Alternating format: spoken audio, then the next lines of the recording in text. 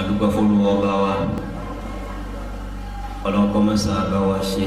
àlékún kí a ti gbẹ̀ fún Ànábì wa Muhammad sallallahu alayhi wa sallam àti gbogbo àwọn aráàlú Ànábì àtàwọn sọ̀hábì Ànábì wa Muhammad sallallahu alayhi wa sallam àti gbogbo ẹni máa ń tẹ̀lé súnà Ànábì náà tí ó fi dijọ́ gbé ní al-qiyama. Olùwàmọ́sá ká ẹni kọ̀ọ̀kan wa náà nínú àwọn olóríire ẹ̀dá bẹ́ẹ̀. Àmín. Mo wá kí bẹ̀rẹ̀ látòrí àwọn àlùfáà wa tí wọ́n wà níjókòó. Mo fi kíkí wọn náà, mo fi kí gbogbo àwọn tí ń ṣagbátẹrù ìjókòó wá sí ọkọ̀mọ́sá sẹ́yìn kọ̀ọ̀kan lẹ́sìn dáadáa. Gbogbo ẹni ọwá lọ́nà tó dín àtàwọn agbàlejò àgbà mọ̀ báwọn ẹnjìníà ní agbàlejò àgbà ń bàdàn àwọn ẹnjìníà náà sẹ́rù. Ọlọ́run ní ìlú yín ládàá o, Ọlọ́run ní ìlú gbogbo wa náà ládàá o.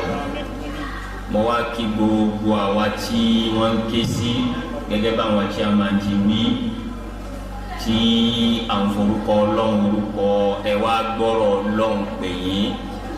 tẹ́yìn náà ṣe ń dáhùn Ọlọ́run lẹ dá lóhùn o, Ọlọ́run wọn máa dẹ́yìn náà lóhùn gbogbo àtẹ́ ẹ bá ń ké pè yín. Eléyìí táwọn tí a máa wá wí Ọlọ́run kò jẹ́ òṣìṣẹ́ bẹ́ẹ̀ lára wa ẹ̀rí ká gbọ́ nǹkan kò tó bí ká lò ó. Ọ̀rọ̀ àwọn sọ̀hábì Ànábì wa Muhammad sallallahu alayhi wa sallam òun la fẹ́ bára wa sọ lónìí. Ọlọ́nkọ́mọ́sá ṣe ń rọrùn àtẹni tí ó wí àtàwọn tá a gbọ́ ọlọ́jà sórí rẹ̀ ń bẹ̀. Ká jọ àwọn sọ̀hábì Ànábì wa Muhammad sallallahu alayhi wa sallam ẹgbẹ́ lọ́nà wo ìdáhùn fi yàtọ̀ sí àwa ọ̀pọ̀ àmẹ́lẹ́ yìí tí ọba ń tà ń wí mu látàrí pé ká má jẹ́ pé òkúru akẹ́gbọ́ wá sí kánrin kò sí lílò tó ń bá wọn kí a máa ti wí mo fẹ́ kán mọ́ sí ọ̀rọ̀ ńláńlá ni pé ta ni jó ń súnà òun lẹni tó mà ti ń lò ó kìí ṣe pé ẹnu lèyàn fi jẹ́ ahlùsúnà kí wọ́n là fi jẹ́ ahlùsúnnati wal jamaa. Òun ni bá a bá sọ̀rọ̀ kí wọ́n rí súnà Nábì bẹ́ẹ̀. Bá a bá lò òde tí súnà Nábì ọba amúnika lọ. Kọ́dà bá a bá ń sòwò, kọ́dà bá a bá ń ṣiṣẹ́ kí sunna Ànábì wa Muhammad sallallahu alayhi wa sallam ọmọ anabi gbèsè wa kọlọńkọmọ sàṣẹ bẹ́ẹ̀ bí mi àtẹ̀yìn náà o. Fadailu sahaba ipò ọlá tí ń bẹ fáwọn sọ̀hábì Ànábì wa Muhammad sallallahu alayhi wa sallam òun là kò rí lecture oṣù yìí.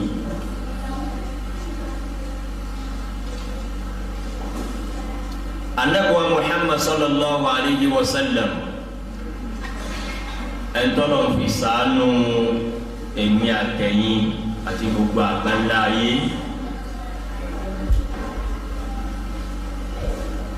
Nínú ètò Ọlọ́run ọba tẹ́nìkan ò lè bí pé o ṣe tó bẹ́ẹ̀. Àwọn kan gbáyé ká Ànábì wa Muhammad sallallahu alaihi wasallam ó tó dé. Àwọn kan là ń gbé lẹ́yìn tí ọ̀sán Ànábì mẹ́rin sallallahu alaihi wasallam. Àwọn kan ó gbé bọ́lọ́wọ́n bá ti ṣetán tí ó kásí ayé ńlẹ̀ lẹ́yìn táwa yìí náà bá sí mbẹ̀ mọ́. Kìí wá sí bí ẹsẹ̀ ẹ̀yẹ iléèwò kìí ṣe coincidence wípé ọkàn wá bẹ́ẹ̀ náà ni wípé Ànábì wa ń bẹ láyé Abubakar wa ń bẹ pẹ̀lú ẹ̀. ọlọ́run wa ní kí ọjọ́ eré Umaru àtànábì ọmọdéjìnà síra wọn. Usmanu náà bá nábì jẹ́ ìdúlọ ó ní tóbi dúlọ pọ̀ ntí ń jẹ́ as-sahaba nù o ìyẹn nípa àwọn tí wọ́n bá nábì ló gbà sallallahu alaihi wasallam. bọ́ba yìí pé ẹnìkọ̀ọ̀kan ní túùsì ẹ̀ ní pé kí wọ́n bí èmi náà lójú ayé ànábì èrò pé ọ̀sẹ̀ kẹ́nìkan nù àwa tá a jókòó yàtọ̀ àwọn tí ó tún máa gbọ́ wa bẹ́ẹ̀ ti wí lẹ́ẹ̀kan bí abáláǹfààní ká múru choice bẹ́ẹ̀ pé nígbò ni wọ́n fẹ́ wáyé ọ̀wà lẹ́yìn ànábì ní àbóṣojú ànábì sallallahu alaihi wasallam ẹnìkọ̀ọ̀kan wa náà ni ó wù bẹ́ẹ̀. Bọ́lá wá yan àwọn wọ̀nyí pípẹ́ yìí ni ẹ gbé ayé ẹ gbé lù pẹ̀lú anabiwa Muhammad sallallahu alayhi wa sallam wàláì kìí ṣe gbọ́dọ̀ fọ́kàn rí bẹ́ẹ̀ ètò ọlọ́run ni. òun náà fi gbọ́dọ̀ mọ̀ pé àṣewọ́n láyé bá nàbí bá láyé lọ́kàn wa àṣewọ́n nípò bá nàbí bá nípò ní ọkàn wa. torí pé má gbàgbé ntí mo wí pé kọ̀ọ̀kan rí bẹ́ẹ̀ o yà ebi wọn kan Abubakar kan bá nàbí láyé náà ebi wọn àti wọn mọ èmi náà ẹlòmíì lè pé èmi náà lè wà mbẹ ò lè wà mbẹ nígbà tí o ti ṣe gbé ètò Ọlọ́run. bàbá wa mọ eléyìí ká mọ ipò àwọn sọ̀hábì Ànábì Muhammad sallallahu alaihi wasallam. ewu tí ń bẹ́ẹ̀ ni pé ó dé yẹn lè wá kọlu Ọlọ́run ó lè kọlu Ànábì sallallahu alaihi wasallam látàrí àìmọ̀ ipò tó yẹ kó fi sọ̀hábì Ànábì sallallahu alaihi wasallam. òun ni a tún fi kí àwọn elétò tí wọ́n ronú oru tọ́pìkì ńláńlá báyìí kódà nírú tọ́píìkì tí àyíṣà bá jókòó wá sí rẹ̀ wípé ipò àwọn sọ̀hábí ipò àwọn sọ̀hábí ó sì ṣe pàtàkì gẹ́gẹ́ bí wọ́n bá àsìkò tọ́lọ̀ ń bá gbà wá láyé tá a mẹ́nuba díẹ̀ níbẹ̀ lónìí pé nínú ẹ̀sìn òun lọ wà ká mọ̀ pé bó ti yẹ ká ṣe pẹ̀lú àwọn sọ̀hábì Ànábì sallallahu alaihi wasallam. irú kò báyìí lọ yẹ káwọn sọ̀hábì Ànábì wà lọ́kàn wa lọ́rọ̀ wa nísinsìnyí wa. Sahabatu Nabi sallallahu alaihi wasallam. àkọ́kọ́ bí a ti bẹ̀rẹ̀ ọ̀rọ̀ òun ni man humu sọ̀hábà tí a ti ẹ̀ ní sọ̀hábì Ànábì sallallahu alayhi wa sallam. torí jama ẹ má bínú nígbà tẹ́mi wà kéke nílọrin ẹ̀gbọ́n mi ké gbogbo bàbá kọ́ra bá ń lọ lé kéwù náà wọ́n mọ bẹ́yìn ibi Nàìjíríà ọ̀fẹ́ gbórin àfẹ́lẹ́ ọlọ́ba sànú kọ́ra bọ́ lọ mọ́sálásí pọ́yìn òun rẹ̀ di sọ́ọ̀bù lẹ́gbẹ̀ẹ́ mọ́sálásí yóò sì máa fílẹ̀ rẹ̀ àbídìí ó fi ìmọ̀ gbórin kan gbà wá kéke pé ìmáàmù mẹ́rin ní bẹ́ẹ̀ bá Ànábì wa sallallahu alaihi wasallam ẹ jẹrẹ jí ẹgbẹ́ ìmáàmù mẹ́rin wo ni bàbá náà máa gbé ìmáàmù àwa náà sì gbà pé bó ti rí jọ náà nù ìmáàmù mẹ́rin ní bẹ́ẹ̀ bá Ànábì ìmáàmù Abu Hanifa ìmáàmù Maliki ìmáàmù Shafi'i ìmáàmù Hanbali àwọn jẹ níbi Ahmadu ibn Hanbali ẹ̀yin dẹ́ kéwulẹ̀ ma Ahmadu ibn ìmáàmù Hanbali. nígbà dàgbàlá tó ma pé kọ̀sọ́kàtọ́ bá Ànábì láyé náà bẹ̀rẹ̀ sallallahu alaihi wasallam. kọ̀sọ́kàtọ́ bá Ànábì láyé nínú àwọn àyè máa bẹ̀rẹ̀ sallallahu alaihi wasallam. òun ni mo fi wò ó pé bóyá ròyìn ló di tẹ́lẹ̀ ká bẹ̀rẹ̀ látòrí pé àwọn ohun sọ̀hábí bá bàbá wa mọ̀ wọ́n tán láti wá máa sọ̀rọ̀ ipò ẹ̀tọ́ wọn lọ́rùn wa. ìta ń pè ní pé èèyàn jẹ́ sàhábé ó jẹ́ sọ́híbù ashabu sọ̀hábà ìtumọ̀ ẹ̀ ni pé bí mo ti wílẹ̀ kan ni nígbà tá Ànábì ń bẹ láyé sallallahu alayhi wa sallam ẹni náà ń bẹ láyé ọwọ́ àlejò méje ó lè já gbàlagbà òun láàfin rí inú àwọn sọ̀hábé tá ń sọ̀rọ̀ wọn yìí àkọ́dẹ̀ ni ó tó Ànábì bí ń bẹ nù wọn àbí ẹni ó bí ẹgbẹ́ ẹni sẹ́mi kó tó yẹn bí tọ́ Abu Quhafa inú àwọn sọ̀hábé Ànábì ni sallallahu alayhi wa sallam Abu Quhafa yìí ló bí Abubakar ní Siddiq radiyallahu ta'ala anhu ọdún méjì péré la Ànábì sì gbà lọ́wọ́ Abubakar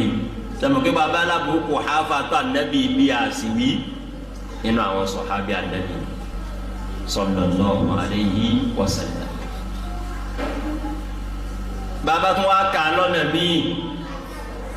inú àwọn sọ̀hábí Ànábì sallallahu alayhi wa sallam inú wọn náà láti rí Abdurrahman ibn Abi Bakr Ànábì ìṣẹ́gbẹ́ Abubakar pẹ̀lú ọdún méjì ọmọ tábùbakar wá bí sọ̀hábí Ànábì sallallahu alayhi wa sallam sẹ́rí pé ara gbàlagbà nù sọ̀hábí a sì rọ́mẹ́kẹ́ nù sọ̀hábí Ànábì. Kí wá ní ntọ́pa wọn pọ̀ àtàgbà àtọ́mẹ́kẹ́ tí gbogbo wọn fi ń papọ̀ jẹ́ ashabu nabi sallallahu alayhi wa sallam. ọ̀rọ̀ táwọn onímọ̀ sọ lórí eléyìí ó pé bíi méjì mẹ́ta àbí mẹ́rin bẹ́ẹ̀ àmọ́ nítorí àsìkò wa á lọ tààrà èyí tí ọwọ́n sùn wọ́n jù tí ò ní sí pé a bẹ torí kìí ṣe pé wọ́n takora wọn àmọ́ nù báwọn míì ti describe pé bẹ́ẹ̀ bá ń wá sọ̀hábẹ́ o ọgbọ́dọ̀ ní nǹkan báyìí ọgbọ́dọ̀ ní nǹkan báyìí bàbá lo bẹ́ẹ̀ lo bẹ́ẹ̀ àwọn àfa míì ti wí àpàdà máa rí ga lámàyín náà sọ̀hábẹ́ ni ìtẹ́ wí ti yọ ọ́ lẹ̀ ẹ̀jẹ̀ má pẹ̀lú ìtàn wa inú ọ̀nà tí a rí náà àwọn onímọ̀ tí wọ́n fi ṣe tàrífù sọ̀hábà ni pé man ra'a an-nabiyya sallallahu alayhi wa sallam ya gbogbo ẹni ọba ti fojú gan ni Ànábì báyìí sallallahu alaihi wa sallam ọmọ èké ni o àgbàlagbà ni o sàbí Ànábì kọ́dà nínú ẹ̀jẹ̀ tó ń rẹ kéńké tó fi kan kún nínú pé ọmọ èké bẹ́ẹ̀ nínú sọ̀hábì Ànábì o gbogbo wa náà àbọ̀pọ̀lọpọ̀ wa láti gbọ́ pé jọ́ta Nabi sallallahu alayhi wa sallam níjọ́ tó fi ẹ̀ máa ṣe hajj dé wọn lárábìnrin kan wá na ọmọ díẹ̀ sókè báyìí ẹ mọ̀ kọ́mọdé yẹn ń nà ókè ọmọ ẹjọ́ mélòó ọmọ oṣù mélòó alihada hajjun alihada wa Nabi sẹ́lẹ̀ yìí náà ní ájì sọ abẹ́ lọ́mọ náà sallallahu alayhi wa sallam ọmọ tí wọ́n ń nà ókè njọ́n sọ̀hábẹ́ lòkúdà lórí tàrífù sọ̀hábà ntí mo fi láàlọ́ bí ètò tẹ̀sùn wọn jù kì í ṣe pé wọ́n takora wọn àmọ́ àpàdà rí dá eléyìí tẹ́ni ìwú yìí yọ́yọ́ àwọn kan lẹ̀ òun làwọn àlùfáà máa gbé bẹ́ẹ̀ bá ṣe tàrífù tẹ́sí definition ẹ̀mú tàrífù tí ó wà jami'un wa mani'un nùkéwù jami'un gbogbo nǹkan ni ó kó wà máa ní ọ̀hún kò sí ní jẹ́ nǹkan mi ọ̀rá palawọ́ mi yóò wà comprehensive yóò tún wá wà exclusive lọ́dọ̀ ẹ̀yin ilé ìbò gbogbo ntọ́ yẹ ọwọ́ ní ọ̀kan ò ní tàdánù nǹkan mi ò sì ní ṣèèṣì rapalawọ́ bẹ̀ tí ì bá sáré àwọn tó ń ṣe tàrífù sọ̀hábà pé àyìnbá bá ti fojú gán ní Ànábì ni ẹ pé kí ló dé táwọn afáàfin ní àlè lò yìí o wọn ní mo lẹ tó Abdullahi ibn Ummi Maktum sí ibn Ummi Maktum òun ò rí Ànábì yìí sallallahu alayhi wa sallam kò fojú gán ní Ànábì rí ní tìtorí pé kí ni afọ́jú ni sallallahu alayhi wa sallam. ọ̀rọ̀ pé wọ́n ní sìnkọ́ nígbè yẹn jẹ sàábé débi kóun ní làdáni ànábì sẹ́ni pé yóò kóun ní o pé bọ́yábọ́yá èyàn jẹ́ sàábé títí débi pé inú àwọn mẹ́rin pàtàkì tí wọ́n gbajúmọ̀ pé ní ìwọ náà lè wá mọ́sálásí ànábì rí o pé o àmọ́ bẹ́ẹ̀ bá ní àwọn wo ni mu'adhdhinu ànábì sallallahu alayhi wa sallam àwọn mẹ́rin ni nínú àwọn mẹ́rẹ̀ẹ̀rin yìí ní bá dúró àwa náà mọ abọ́tí ó kéré ọ̀pá amẹnìkan nù wọn Bilal al-Habashi àmọ́ ọ̀kan ní Bilal jẹ́ nínú àwọn mu'adhdhinu ànábì mẹ́rin tó gbajúmọ̀ ẹ̀rí nínú àwọn mu'adhdhinu yìí ni Abdullahi ibn Ummi Maktum radiyallahu ta'ala anhu. òun là nàbì di oyè wa sallallahu alaihi wasallam pé bọ́ bá di inú àwẹ̀ bíbí lábá pẹ̀ ń wo èèyàn lè máa jẹun o bíbí lábá pẹ̀ ń kò tún máa gbégi ni àlùfáàjàrí ti yọ àgbélẹ̀ ni àmọ́ bẹ́ẹ̀ bá gbọ́ dé fún omi màtúmọ̀ bá ní Allah máa jẹun mọ́ o àdínàbì ló wí bẹ́ẹ̀ sallallahu alaihi wasallam ṣe rí pé èyí ń pé ọwọ́ nù sọ̀hábì ò sí èméjì mẹ́ àmọ́ kò fojú gan ni anabi sallallahu alayhi wa sallam aranti mo fi ní àwọn kan mi ẹlòmíì lè ti wá kan ru tàrífù báyìí ń bò mí ntí òjò wọlé òun nù nínú àwọn àfa tó ṣiṣẹ́ púpọ̀ lórí ẹgbẹ́ àti ẹgbẹ́ criterion kalẹ̀ ń táyé mọ̀ pé ẹni báyìí sọ̀hábẹ́ eléyìí ṣe sọ̀hábẹ́ torí pé èyàn lè dàgbà ó lè ṣe kíni ó lè dàgbà kó tó sọ̀hábé bí kó sì má jẹ́ sọ̀hábé ẹ̀sẹ̀ ń bẹ láyé nígbà tá Ànábì ń bẹ ní ayé sallallahu alaihi kó ló rí ẹlòmíì rí Ànábì ó lè jẹ́ gbé Ànábì ó lè jẹ́ Ànábì lọ́lọ́jọ́ orí sallallahu alaihi wasallam àmọ́ kò kọlifáì kó jẹ́ sọ̀hábì Ànábì wa Muhammad sallallahu alaihi wasallam mo rò pé pẹ̀lú gbogbo eléyìí á ti rí bí àṣekà define man humu sọ̀hábà ó ṣe pàtàkì púpọ̀ nínú àwọn àlùfáà gẹ́gẹ́ bíi tí wọ́n ń wí al-imam al-hafiz al-iraqi rahimahullahu ta'ala nínú àwọn àkọ́kọ́ àfa tí wọ́n ṣe tààrífù pé tani sọ̀hábì àmọ́ lẹ́yìn tààrífù tí gbogbo àfa padà pé eléyìí jami'un mani' òun ni tààrífù al-hafiz ibn hajar al-hafiz ibn hajar rahimahullahu ta'ala òun náà là ń bẹ̀ ní al-asqalani alfa àfọ̀sẹ̀tìrà ńláńlá kan bẹ̀ ní fathul bari. بشرح صحيح البخاري رحمه الله ibẹni wàá bẹ kan lọ tààrà òun nìkan tààrífù tá a ṣàlàyé káfíńrà yìí bọ ìwúlò. قال الحافظ بن حجر رحمه الله الصحابي من لقي النبي صلى الله عليه وسلم مؤمنا به ومات على الإسلام ولو تخللت ذلك ردة في الأصح. ojúbáwọn lọ lẹ́yìn bá ti sọ eléyìí yọọ ma ta ni sọhábì anabi sallallahu alaihi wasallam ta ni ẹsẹ sọhábì anabi. Ibn Hajar ní ẹni tí ń jẹ́ sọhábì anabi ní gbogbo ẹni ó pàdé anabi rí sẹ́rí pé yóò ti kó àti afọ́jú àtẹni orí náà pé laqiya anabiya sallallahu alayhi wa sallam kọ́ra bí anabi náwó sí ni wọ́n bá ní sọ́mọ ẹni ọ̀bọ̀ lọ́wọ́ o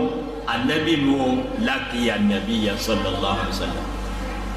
kọ́dọ̀ mi kéjì ètí ìgbọ́n tí wọ́n ń lò kéke alihada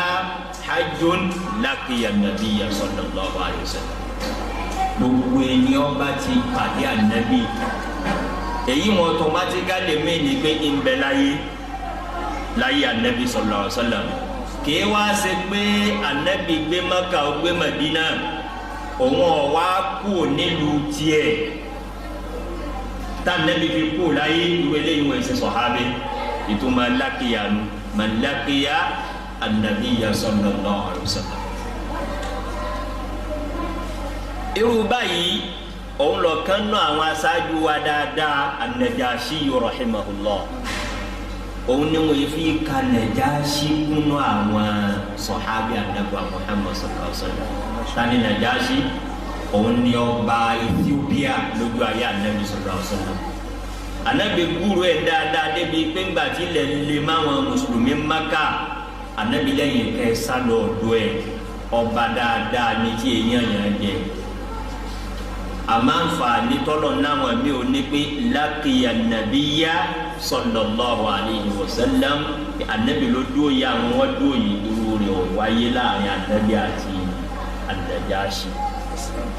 rahimahullahu ta'ala. mo rò pé ọ̀rọ̀ náà yé tọ́ bàbá wa lẹ́nu ó pàdé Ànábì sallallahu alaihi wasallam Abu Jahli náà pàdé Ànábì Abu Lahabi náà laqiya an-nabiyya sallallahu alaihi wasallam àwa ká Abu Lahabi àti Abu Jahli kúnnù sọ abẹ́bí man laqiya an-nabiyya mu'minan bihi àfipàdé tó pàdé Ànábì yóò pẹ̀lú ọgbà fún Ànábì ọjẹ́ múmi condition eléyìí lọ yọ àwọn arúgbó lọ yọ àwọn Abu Lahabi àǹkó ẹsẹ wọn lọ yọ gbogbo wọn gbó. wa mata ala al-islam condition kẹta nù. èèyàn rí Ànábì lóòótọ́ pàdé Ànábì gbọ́dọ̀ bá Ànábì sọ̀rọ̀ Ànábì gbọ́rọ̀ tiẹ̀ náà ó sì gbà fún Ànábì ọgbà gbọ́ sallallahu alayhi wa sallam. àmọ́ osori ibu kawi bẹ́ẹ̀ ọgbẹ́ntì bá ti ṣe la ilaha illallah tẹ́lẹ̀ tá a tún bá ní nǹkan míì òun ni ọ̀yà mà orí ibu ni ọlọ́mọdé ni ọ̀rẹ́ ó ṣe. gbogbo ẹni tó bá ṣe rí dà tó bọ́ sẹ̀sẹ̀ yìí kó nu ìsìláàmù kọ́dà bó ti rí Ànábì rí kọ́dà bó àti Ànábì yọ jẹun pọ̀ yìí tí ọba ti ń ṣe pé lórí la ilaha illallah muhammadun rasulillah sallallahu alayhi wa sallam ní okule lórí laysa bi sahabi èyí wọ́n ṣe sahabi o. walaw takhallalat riddatun fil asah. Ibn Hajar ní bẹ́ẹ̀ yẹn bá wá pàdé Ànábì ní mùmínì ìwọ̀n bá ìsìlámù lọ bẹ́ẹ̀ ńgbò ṣe ṣètọ́ níráyè lọ́dọ̀ ẹ̀ ọjà lè kó nu ìsìlámù àníwò ẹni bẹ́ẹ̀ bọ́bá fi lọ kú lórí irú ọ̀nà ni àní kàkún kínní àní kàkún sọ̀hábì Ànábì. àmọ́ nù àánú Ọlọ́run ni pé bírú ẹni yìí bá padà kọ́nà bá Ànábì ò sí láyé mọ́ bírú ẹni yìí bá tún padà sí ìsìlámù wà mata ala al-islam walaw takhallalat dhalika riddatun kọ́nà bá wá rí láàrin ìgbà tó rí Ànábì àtàrin ìgbà tó kú pé ó ti jáde àmọ́ padà wọnú ìsìlámù fa huwa mina as-sahaba wa huwa mina as-sahaba. eléyìí ni tàrífù sọ̀hábí tó wà jámí'un máni'un. bá a ti wí ní sẹ́rí pé bá a ti wí ní bẹ̀rẹ̀ láàfin wá rí ọmọ èké nínú sọ̀hábí Ànábì àgbàlagbà nínú sọ̀hábí Ànábì ẹni ó rí náà ẹni tí ò rí ẹni ó gbọ́rọ̀ ẹni tí ò gbọ́ obìnrin ọkùnrin nínú sọ̀hábí Ànábì Muhammad sallallahu alaihi wasallam kọ́lọ́kọ́mọ́ sábà wá sí àlékún ìyọ́nú fáwọn sọ̀hábí Ànábì náà sallallahu alaihi wasallam. àwọn àlùfáà súnà kọ́lọ́kọ́mọ́ sábà wọ́n lè ṣe dáadáa eléyìí torí táwọn ọmọ kéwù bọ́bá wa rújú pé a ń gbó kọ àfa báyìí àbí ń gbó kọ ẹni báyìí ǹjẹ́ sọ abẹ́yẹ àbí sọ abẹ́kọ́ àwọn tí wàá gbìyànjú wọn wá kọ̀ǹpáìlì ọkọ̀ gbogbo àwọn sọ abẹ́ Ànábì jọ ìsálọ̀ ọ̀hún ń bẹ̀ ní ara ṣẹ́ táwọn afa sún náà ṣe. àwọn tíra tí a lè ríro eléyìí ń bẹ̀ torí àwọn ọmọ kéwù àwọn tíra mẹ́ta ọ̀tọ̀ọ̀tọ̀ ni gbogbo ìtọ́rọ̀ ń bá lọ́wọ́ yẹn ọkàn bẹ́ẹ̀ àmì ìtọ́ wá gbẹ̀yìn rẹ̀ náà ló kún jù òun ni tẹkùn Hajar dáadáa kọ́ lẹ́ẹ̀kan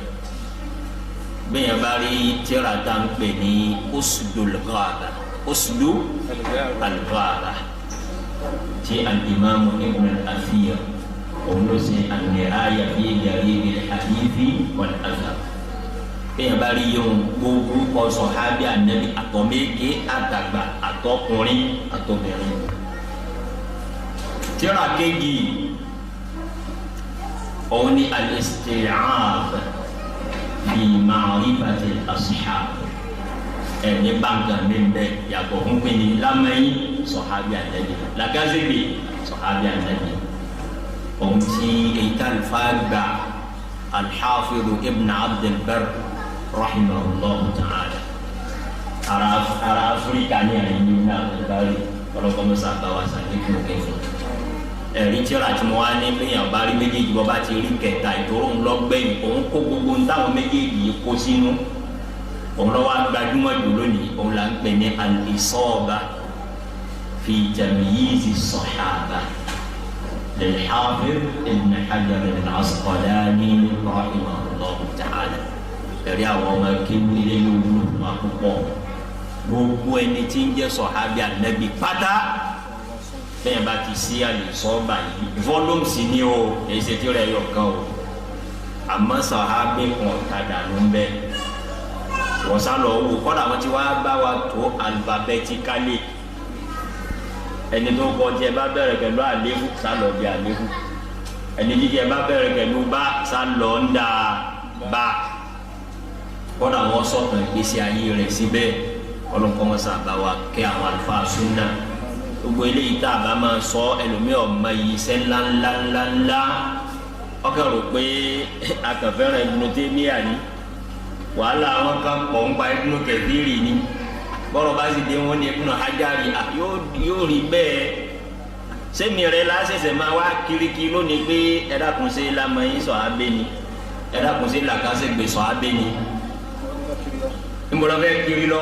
ẹsẹ o ṣe ka dọ wa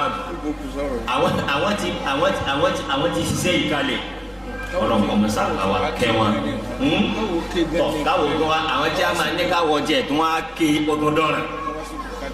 káwá sí kò ká tó kéwù yìí náà ó tún di wàhálà ọlọmọ musa sànù wa o tọ nípa báyìí ká tó mẹ́nu kú lórí ọ̀hún sóra àkọ́kọ́ ntí a fẹ́ mẹ́nubà lórí ọ̀rọ̀ fadailu sọ̀hábà ni pé káti ẹ̀ mẹ́ta ní àwọn sọ̀hábì Ànábì sallallahu alayhi wa sallam. aranta wa fi kún ni pé ìwé látẹ̀kan pé ọmọ eke ń bẹ nù sọ̀hábì àgbàlagbà ń bẹ nù sọ̀hábì ẹni ó ṣe pé òun gangan ní Ànábì ńjọ́ kan ni torí pé ẹ̀rí nù tàrífù yìí kọ́dà wọ́n bá yẹ pé ìṣẹ́jú kan lèyìn ìpàdé Ànábì ó di sọ̀hábì àbí ó di sọ̀hábì ó di sọ̀hábì Ànábì sallallahu alaihi wasallam. Olúwa wa kọ́ wa lẹ́kọ̀ọ́ pé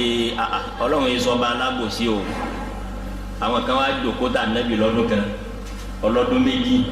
ọlọ́dún mẹ́wàá jù bẹ́ẹ̀ lọ oníjọ́ kan ọlọ́sẹ̀ kan olóṣù kan ṣé gbogbo bákan náà wọ́n wá rí lọ́dọ̀ Ọlọ́run bákan náà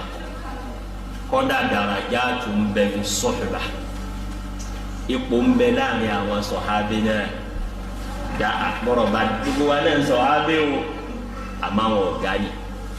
àwọn tó kú tẹ̀lé àwọn gbogbo ẹ̀ náà ló yà á mọ̀ ó ní ìfìrísìn sọ̀rọ̀ yín pé njọ́ yà á ké àké ní kéwú àfàwọn mùtàrà divat tọ́mọ alárúbáwá gbọ́ òkè mọ́. Abubakar ni